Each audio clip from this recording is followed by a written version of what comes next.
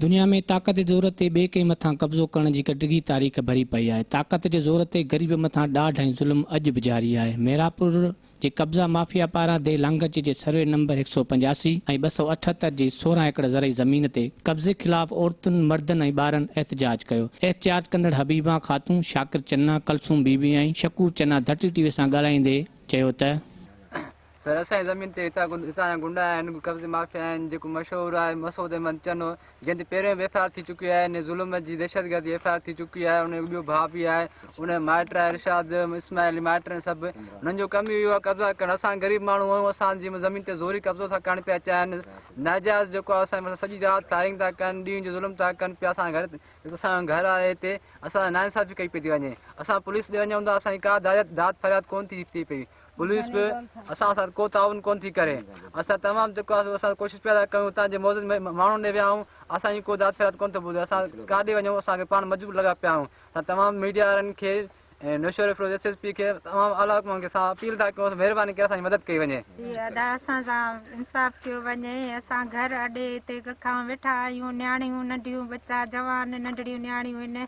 असांजो नलको पाणीअ जो थोरो मुफ़ासिले ते आहे। हीअ दहशतगर्द बणिजी असले सां गॾु 40-50 माण्हू वेठा आहिनि।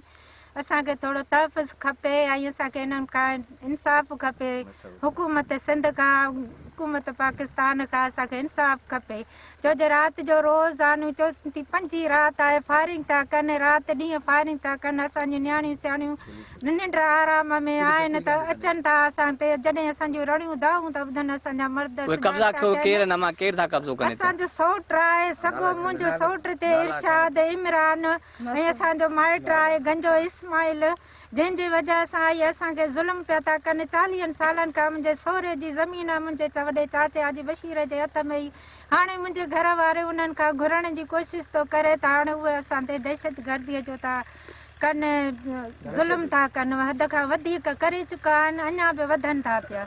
असां सां इंसाफ़ खपे। असां सां अहिड़ी नाजाइज़ी थी आहे। असांजी हेतिरी 16 एकड़ बनी आहे, असांखे घरनि में घिरी था ज़ुल्म कनि, बचनि ते हेतिरा कब्ज़ो कनि। असां काॾे वञूं ग़रीब माण्हू। राति बि असां ते हमिलो कयो आहे।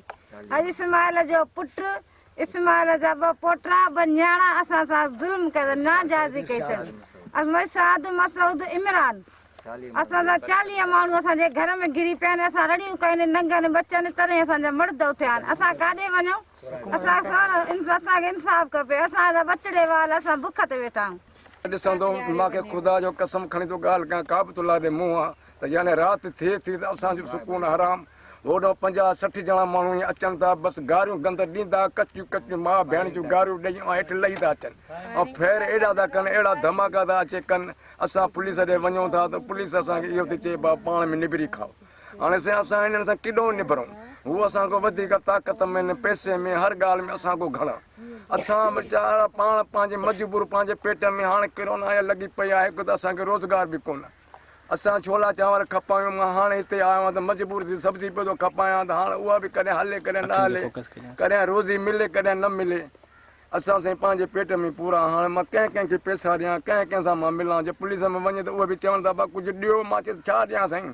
असां ग़रीबनि जी का अदालत आहे त ॿुधायो, का अहिड़ी अदालत हुजे ॿुधायो साईं। को असांजी अदालत कान्हे का। सरकार असांजी अबो अमड़ आहे, सिंध सरकार असांजी अबो अमड़ आहे। असां पंहिंजे वज़ीर आला खे था चऊं, असां नौशर फिरोज़ में DSP या को बि वॾा ऑफिसर पंहिंजे उहिदनि ते असां उन्हनि खे दरख़्वास्त था कयूं त महिरबानी करे असांजी हेल्प कयो, असांजी मदद कयो। मेरापुर जे ग़रीब चन्ना बिरादरी जे मर्द, औरतुनि ऐं ॿारनि हुकूमत खां अपील कई आहे त संदन कब्ज़ा माफ़िया मां जान छॾाए ऐं असांजी जेकी ज़रई ज़मीन आहे उहा असांजे हवाले करे ॾिनी वञे। कैमरामैन अशरफ अली सां गॾु मोहम्मद सलीम, धरती TV न्यूज़, मेरापुर।